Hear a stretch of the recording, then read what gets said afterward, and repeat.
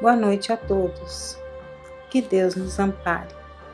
Em nossas preces, peçamos a Deus e a Jesus pelos que sofrem, onde quer que se encontrem, nos lares, nas ruas, nos hospitais.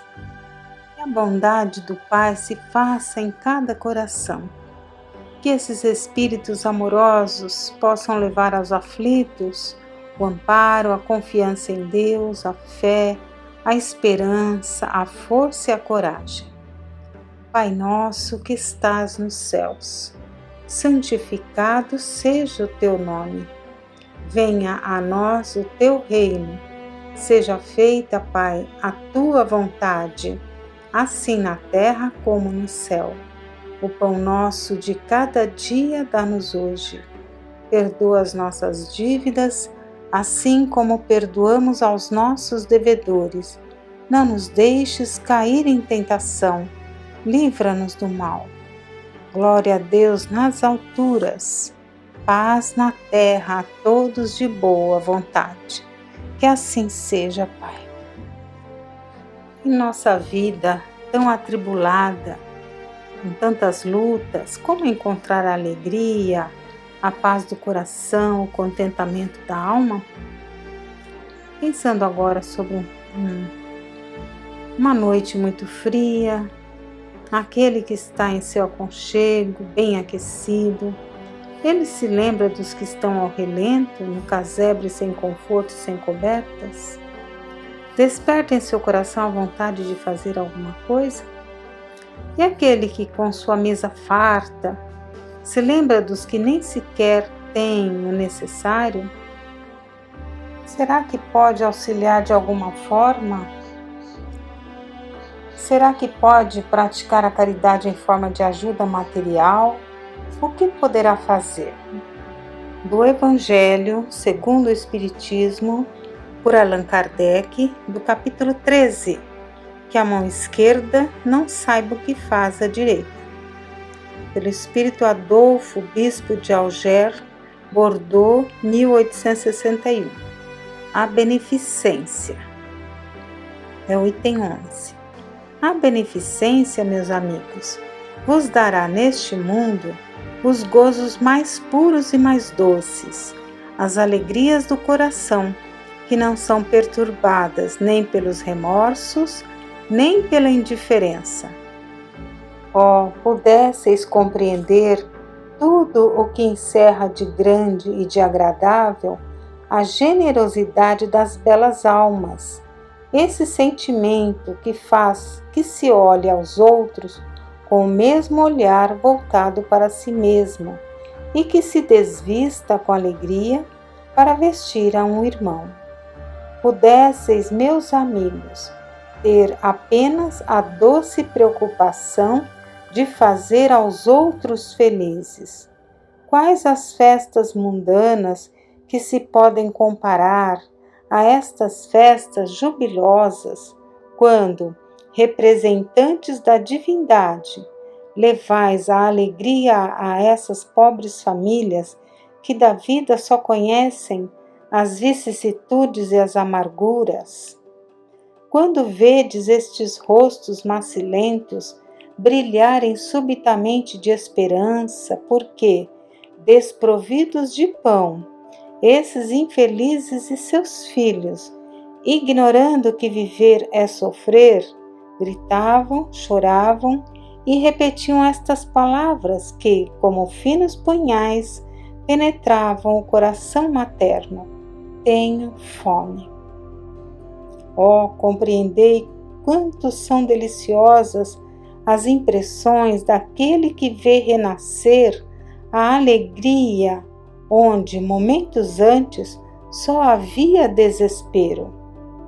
Compreendei quais são as vossas obrigações para com os vossos irmãos.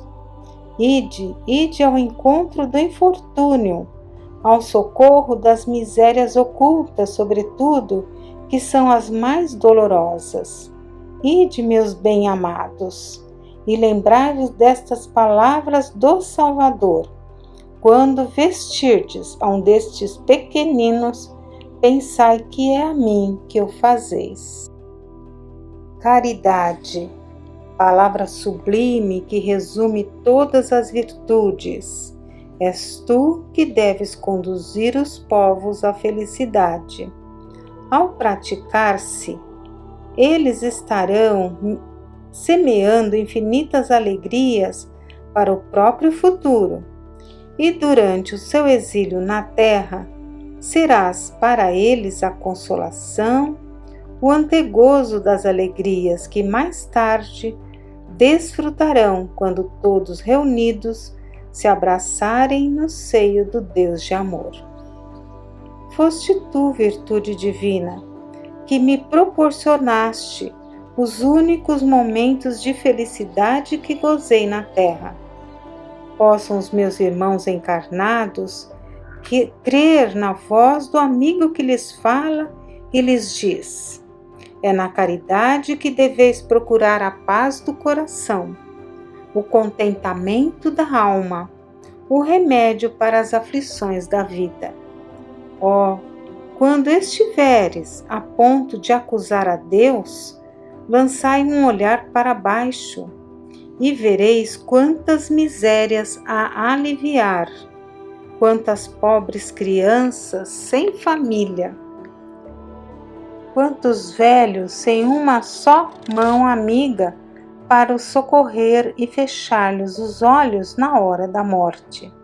Quanto bem a fazer, ó, não reclamai, antes agradecei a Deus e prodigalizai a mancheias a vossa simpatia, o vosso amor, o vosso dinheiro, a todos os que, deserdados dos bens deste mundo, definham no sofrimento e na solidão. Colhereis neste mundo alegrias bem suaves e mais tarde somente Deus o sabe. Sabemos que o pão de cada dia deve ser adquirido como fruto do trabalho. Mas, e aquele que passa pela prova difícil da falta do trabalho? Não é dever do cristão o amparo àquele a quem falta o necessário? E ao doente ou idoso que já não tem condições, lhes faltam as forças físicas para o trabalho honesto e digno, como ajudar? Vamos ver Meimei no livro O Espírito da Verdade. Ela nos traz uma prece, mas quem faz a prece é o pão. Vamos ver o que poderia dizer o pão. Senhor, entre aqueles que te pedem proteção, estou eu também, servo humilde a quem mandaste extinguir o flagelo da fome. Partilhando o movimento daqueles que te servem, fiz hoje igualmente o meu giro. Vi-me frequentemente detido em lares faustosos, cooperando nas alegrias da mesa farta, mas vi pobres mulheres que me estendiam debalde as mãos. Vi crianças esquálidas que me olhavam ansiosas, como se estivessem fitando um tesouro perdido. Encontrei homens tristes, transpirando suor, que me contemplavam agoniados, rogando em silêncio para que lhes socorresse os filhinhos largados ao extremo infortúnio. Escutei doentes que não precisavam tanto de remédio, mas de mim, para que pudessem atender ao estômago torturado. Vi a penúria cansada de pranto e reparei em muitos corações desvalidos mudo desespero por minha causa. Entretanto, Senhor, quase sempre estou encarcerado por aquelas mesmas criaturas que te dizem honrar. Falam em teu nome, confortadas e distraídas na moldura do supérfluo, esquecendo que caminhaste no mundo sem reter uma pedra em que repousar a cabeça. elogiam-te a bondade e exaltam-te a glória, sem perceberem, junto delas, seus próprios irmãos fatigados e desnutridos. E muitas vezes, depois de formosas dissertações em torno de teus ensinos, aprisionam-me em gavetas e armários, quando não me trancam sob a tela colorida de vitrinas custosas ou no recinto escuro dos armazéns. Ensina-lhe, Senhor, nas lições da caridade, a dividir-me por amor, para que eu não seja motivo à delinquência. E, se possível, multiplica-me por misericórdia outra vez, a fim de que eu possa aliviar todos os famintos da terra, porque um dia, Senhor, quando ensinavas o homem a orar, incluíste-me entre as necessidades mais justas da vida, suplicando também a Deus: o pão nosso de cada dia dai-nos hoje. Mei. Quantas vezes, por desespero, o infeliz inicia uma atitude contrária à lei divina e se torna um delinquente? Quem poderia negar drama vivenciado por muitos? Talvez a caridade pudesse socorrê-lo e impedir essa queda. Não seremos responsáveis também se cruzarmos os braços e nada fizermos ao que hoje necessita de uma mão caridosa? Voltando aqui à súplica do pão, Meimei diz: ensina-lhe, Senhor, nas lições da caridade, a dividir-me por amor, para que eu não seja motivo à delinquência. E na belíssima obra de Victor Hugo, Os Miseráveis, o drama de Jean Valjean começa a partir do roubo de um pão para a irmã e 7 sobrinhos que estavam passando fome. Quando ele foi pego e foi condenado, então teve todo aquele drama. Quando compreenderemos que todos somos necessitados dessa ou daquela espécie perante Deus e diante uns dos outros? Hoje talvez seja o momento de nós ajudarmos. Mas quem pode afirmar que também não teremos o momento de pedir? Se temos condições, não percamos a oportunidade. O momento que vivemos atualmente é muito favorável a essa prática dessa caridade material. A quem tantos falta o necessário, a quem tantos falta o alimento. Para encerrarmos, vamos ver do livro Fabiano de Cristo, Peregrino da Caridade, a mensagem: se queres, venhas. Estamos contigo. Se te conflitas com o mundo, aspirando a vivenciar o bem, diante do mal que se te antepõe a cada passo, recolhe-te nos braços do Senhor Jesus em busca das forças que te faltam. Não esmoreças, porém, no campo da fé, seja qual for o obstáculo que se erga entre ti e teu companheiro, entre ti e teu próximo, entre ti e teu inimigo. Ergue a bandeira sublime da caridade que tudo pode e tudo faz e segue adiante sob o amparo da misericórdia divina.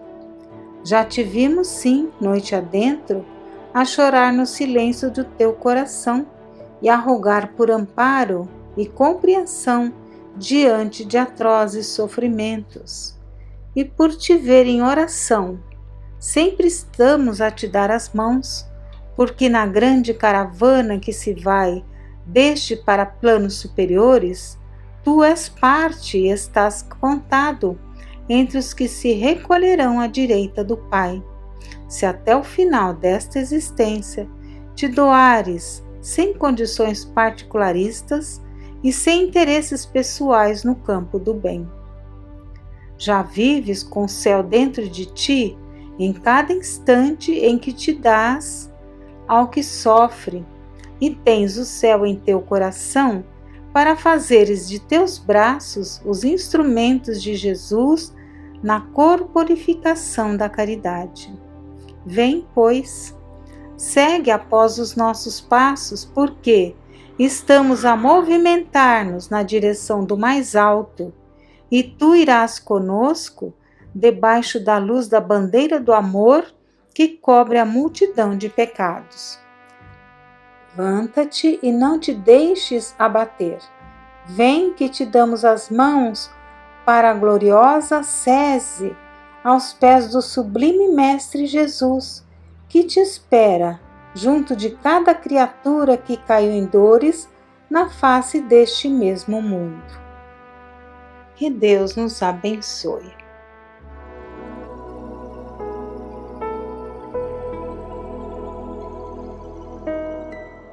Boa noite a todos. Mais uma vez juntos, vamos buscar algumas reflexões que nos ajudem a vencer os conflitos íntimos que não devem ser desconsiderados, mas sim trabalhados, diluídos, nos possibilitando uma vida mais leve, mais harmônica. Falávamos no encontro do horário anterior sobre os danos que o sentimento de culpa pode nos trazer e que as obsessões se caracterizam quantas vezes pela exploração dos nossos pontos vulneráveis que servem de campo fértil para aqueles que intencionam nos alcançar. E naquele mesmo livro já comentado por nós, Sexo e Destino, de André Luiz, há uma situação em que claramente vemos a atuação de um obsessor aproveitando-se da culpa para atingir a uma jovem. Vamos trazer alguns dados da trama para compreendermos como isso se deu. Depois de uma situação muito grave criada por Cláudio, aquele que vimos que aceitava plenamente a companhia de um espírito chamado Moreira, e a situação foi tão grave e delicada que não cabe colocá-la sem o contexto adequado para o entendimento, mas o fato é que desencadeou em sua filha uma atitude extrema na busca do suicídio. E ela, então, hospitalizada em condições tais que sua vida não se manteria por muitos dias. Moreira, o espírito, sempre presente, muito condoído, passou a prestar atenção nos pensamentos da jovem Marita. Então vamos ver no texto. Aplicou-se com mais veemência as atenções para com a moça, cujos pensamentos mais profundos empenhava-se agora por auscultar. Marita, a seu turno, porque assimilasse mais amplo montante de força, acabou reassumindo o leme dos centros cerebrais que ainda se lhe mantinham à disposição. Recuperou a sensibilidade olfativa, percebia, raciocinava e ouvia com relativa segurança. Contudo, estava hemiplégica, nada enxergava e extinguira-se-lhe a fala de modo irreversível. A princípio, admitiu-se acordando no sepulcro. Ouvira muitas narrações alusivas a mortos que despertavam no túmulo. Lera depoimentos relacionando sucessos desta ordem e assistira a vários filmes de horror. De alma opressa, supunha-se num transe desses, estendida ali no leito que tomava por ataúde, no silêncio das aflições inapeláveis. Forcejava por gritar, reclamando socorro. No entanto, veio-lhe a ideia de haver esquecido o processo de articular as palavras. Sabia-se pensando com a própria cabeça, mas ignorava agora os movimentos coordenadores da voz. Apesar de tudo, reconhecia-se consciente. Sentia, memorizava, recordou os acontecimentos que lhe haviam inspirado o propósito de morrer. Arrependia-se. Se a vida continuava, para que provocar o fim do corpo? Considerava desditosa. Lembrou as ocorrências da Lapa, a entrevista com Gilberto pelo telefone de Dona Cora, os comprimidos de Salomão, o sono à frente do mar, o desconhecido prestes a assaltá-la, a corrida para o asfalto, a queda sob o automóvel em movimento. Depois, aquilo ali, o corpo estatelado que lhe parecia de pedra, a consciência ativa, as percepções aguçadas e a incapacidade de expressão. Intimamente, o esforço desesperado para fazer-se notar, no entanto, sentia-se enlatada por gargalheira de chumbo. Irritou-se em vão. Fremia de impaciência, de espanto, de dor. Mágoa e revolta, petitórios e indagações esmaeciam-se-lhe manifestos no âmago do ser. Por mais se empenhasse a chorar, desoprimindo-se, as lágrimas se lhe represavam no peito, sem nenhum canal que lhe extravasasse as agonias. Os olhos, tanto quanto a língua, se lhe figuravam desligados do corpo. Estaria morta? Perquiria a jovem num misto de perplexidade e sofrimento, ou quase a morrer? Escutou os passos da enfermeira de plantão e registrou a respiração sibilante do pai, sem a possibilidade de identificar-lhes a presença, e em vão tentou pedir explicação para o cheiro nauseante que a cercava. Na verdade, o cheiro que era exalado do seu próprio corpo, nas condições tão difíceis que havia ficado. Transcorridas 2 horas de angústia recôndita, que Moreira assinalava com acuidade e precisão, a moça como que se aquietou mentalmente e, perscrutando-lhe, por minha vez, o campo íntimo, notei que se fixava lamentavelmente em Marina, sua irmã. Então, vamos parar um pouquinho. O que estava ocorrendo é que Moreira não encontrava mais espaço na mente de Cláudio, que pelo extremo sofrimento renovou-se através da prece e da leitura edificante do Evangelho segundo o Espiritismo que lhe chegou às mãos. Para Moreira voltar a ter convivência com Cláudio, teria que elevar o diapasão, porque Cláudio agora sintonizava uma outra faixa vibratória. Então, o sofrimento havia lhe levado a tanta meditação, a tanta reflexão, a tanta prece que ele... E a verdadeira mudança íntima, porque a dor muito grande do arrependimento leva a mudanças quando estamos propensos a isso.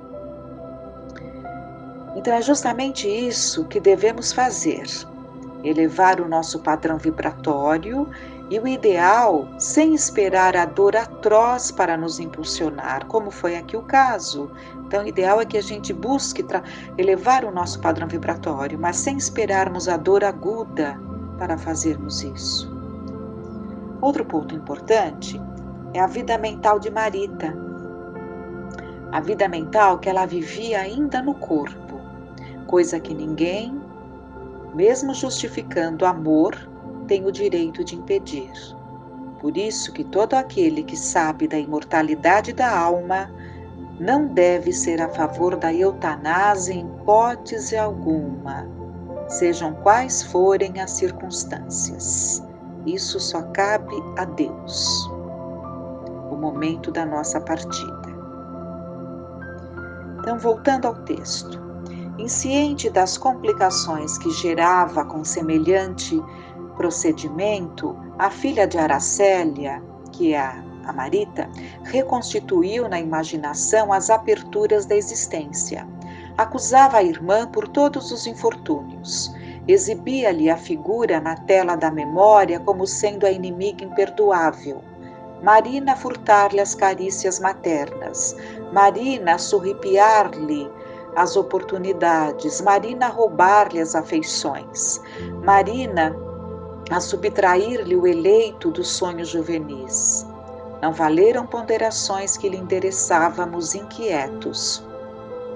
A influência de Moreira, que lhe amimalhava as incriminações, surgia naturalmente muito mais vigorosa para ela, que diligenciava encontrar simpatia e adesão. Aquela desventurada menina desconhecia os poderes do pensamento. Não sabia que, fora da indulgência e da brandura, invocava desagravo, e assim procedendo, não apenas enredava a família em duras provações, mas igualmente punha a perder o valioso trabalho de recuperação daquele amigo, que é o Moreira, necessitado de afeição e de luz. O ex-assessor de Cláudio, ao absorver-lhe as confidências mudas, em que relacionava os pesares mais íntimos, dos quais não tivera ele conhecimento, retomava a pouco e pouco a brutalidade que anteriormente lhe marcava a expressão. Esvaeciam-lhe as melhoras de espírito. A pretexto de auxiliar a protegida, reavivava os instintos de vingador. O olhar que se adoçara de compaixão readquiriu a lividez dos alienados. Sumiram-se todos os indícios de retorno à sensatez e à humanidade que patenteava desde o momento em que renteara com a moça abatida. Inútil seria qualquer tentame para reconduzi-lo à serenidade. Embebendo-se nos queixumes daquela que classificava como sendo para ele a mulher querida, restaurava em si mesma a selvageria da fera sequiosa de sangue. Respondendo-nos às petições de calma e tolerância, clamava que não, que não. Ninguém o faria renunciar à guerra pela tranquilidade daquela que amava. Alegava desconhecer até então o martírio que a irmã lhe aplicara durante a vida inteira e insistiria no desforço. Aturdido, porém, verifiquei que Moreira não se achava ainda aí. Então aqui já é o ponto, eu fui selecionando os pontos para que fosse possível nesse espaço de tempo. O Moreira, ele sai ali do quarto do hospital, ele se afasta ali de Marita e vai em busca da irmã Marina, para o desforço, como ele mesmo havia dito. Então André Luiz coloca: aturdido, porém, verifiquei que Moreira não se achava ainda ali. A surpresa, entretanto, se desfez para logo, de vez que, transcorridos alguns minutos, o ex-acompanhante de Cláudio, seguido por 4 camaradas truculentos e carrancudos, penetrou o recinto, acercou-se da filha de Dona Márcia e gritou encolerizado: assassina, assassina. Debaixo da agressão, Marina experimentou irreprimível mal-estar. Empalideceu, sentia-se sufocar. Registrava todos os sintomas de quem recebera a pancada forte no crânio. Jogou a cabeça para trás na poltrona, esforçando-se por esconder a indisposição, mas debalde. Abeirei-me da menina carecedora de piedade. Indiferente a qualquer ideia da companhia espiritual, Maria penetrou na câmara, encostou a porta e ajeitou-se no leito, cerrando os olhos. Relaxou-se, aspirava a dormir, descansar, mas não conseguiu. Moreira, insensível, indicando o propósito de arrasar em mim qualquer simpatia pela contadora indefesa, participou-me que ia submetê-la a interrogatório em torno de Marita, para que eu lhe ouvisse o depoimento inarticulado e avaliasse o caso por mim mesmo. Suspirei pela obtenção de respostas que enobrecessem o inquérito mental em preparo, contudo minhas esperanças se desvaneceram no nascedouro. Então é justamente o momento em que o Moreira vai começar a fazer perguntas, questionar, um interrogatório para a Marina. E é isso que André Luiz coloca, que ele suspirou, que ele rogou para que Marina soubesse ali conduzir o seu pensamento. Mas infelizmente não foi isso que aconteceu. O indesejável patrocinador de Maria, erguido por si mesmo à condição de juiz, pespegou um pejorativo contundente aos ouvidos da moça e reclamou-lhe a opinião sobre a irmã hospitalizada, que se manifestasse, que expusesse o seu ponto de vista quanto àquele suicídio comovedor. Aqui é um momento muito importante, mas que Marina, fria, até então despreparada, acaba ali aguçando os sentimentos de revide, de desejo de revide por parte de Moreira. Marina, embora debilitada, conjeturou-se tangida pelos próprios pensamentos a lhe buscarem atenção para a irmã acidentada e, presumindo monologar, deixou que os pensamentos lhe pululassem do cérebro, sem o travão da autocrítica. Compadecia-se da irmã, parafusava a calculista. No entanto, confessava-se agradecida ao destino por se ver livre dela. Indiscutivelmente, não teria tido coragem de impeli-la à morte. Todavia, se ela própria deliberava desaparecer, cedendo-lhe posição, sentia-se aliviada. Após ligeira pausa no pensamento, como quem apaga uma luz e a reacende, alterando o cenário, a jovem do Flamengo seguiu pensando, memorizando. Marina, porém, continuava meditando, aclarando, qual se aditasse espontaneamente, impressões marginais ao tema que Moreira lhe propusera. Amava Gilberto, sim, apenas a ele. Descobriria recursos para desvencilhar-se de Torres, pai de Gilberto. Quanto mais corria o tempo, com maior segurança afiançava a si mesma pertencer ao rapaz. Anelava desposá-lo, ser-lhe a mulher em casa e mãe de seus filhos. No entanto, quando o esboço do lar futuro se lhe configurou na imaginação, o meu interlocutor arremeteu-se contra ela e bramiu. Nunca! Você nunca será feliz. Você matou a sua irmã. Assassina, assassina. Agredida sem que me fosse permitido protegê-la, porquanto a minha interferência isolada se fazia desaconselhável, a benefício dela mesma, a jovem experimentou-se invadida de estranho mal-estar. Aquelas incriminações percutiam-lhe fundo, qual se alguém lhe varasse o pensamento. Ofegou em desassossego. Começou a refletir acerca de Marita, sob novos aspectos, estabelecendo confrontos. Debalde esgrimia ideias, tentando impugnar o remorso que se lhe infiltrava na consciência. Julgava contraditar-se. Gemia em desconforto, ignorava-se em luta com uma inteligência que se lhe mantinha invisível a pedir-lhe contas do proceder. À medida, porém, que o adversário martelava censuras, às quais aderia por saber-se culpada, passou a perder posição. Enevoava-se-lhe o raciocínio, mobilizou todas as energias para não desmaiar. Temia a loucura. E ela passa ali a perceber que ela poderia ter agido de uma outra forma em relação à irmã.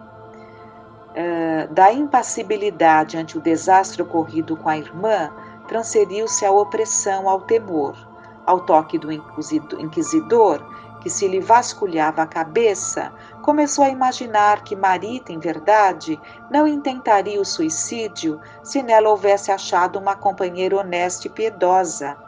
Rememorou a noite em que divisara Gilberto pela primeira vez.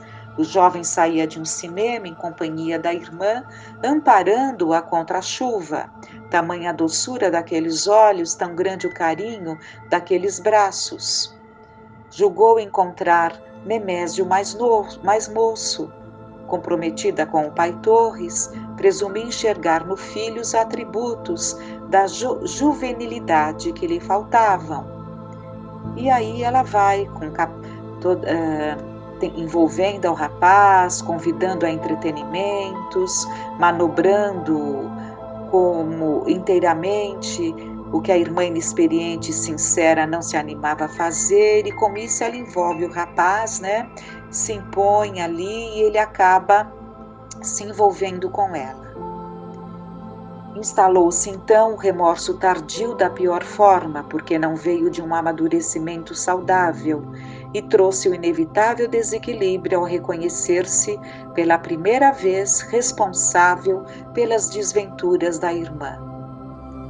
Moreira afastou-se, mas permaneceram no pátio interno os arruaceiros e vampirizadores que ele havia contratado, perseguidores gratuitos e infelizes que inevitavelmente traziam outros para tumultuar a vida mental de Marina, comprometida pelo remorso.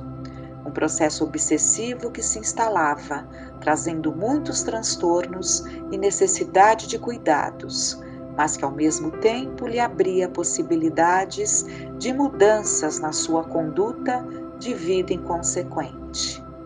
Esse ensinamento de Jesus nos alerta para orar e vigiar. Aquele ensinamento que ele diz que quando um espírito imundo sai de um homem, passa por lugares áridos procurando descanso e não encontrando, diz: voltarei para a casa de onde saí. E quando chega, encontra a casa varrida e em ordem.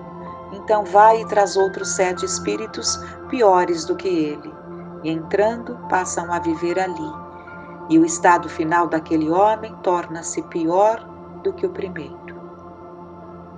Grande ensinamento, que reflitamos profundamente sobre o cuidado que temos que ter com os nossos pensamentos, com as nossas ações. Que Deus nos ilumine e nos proteja nesses propósitos, que acordemos para essa realidade, que a paz de Jesus, desses espíritos amorosos de Frei Fabiano de Cristo, nos envolvam. Tenhamos uma noite de paz.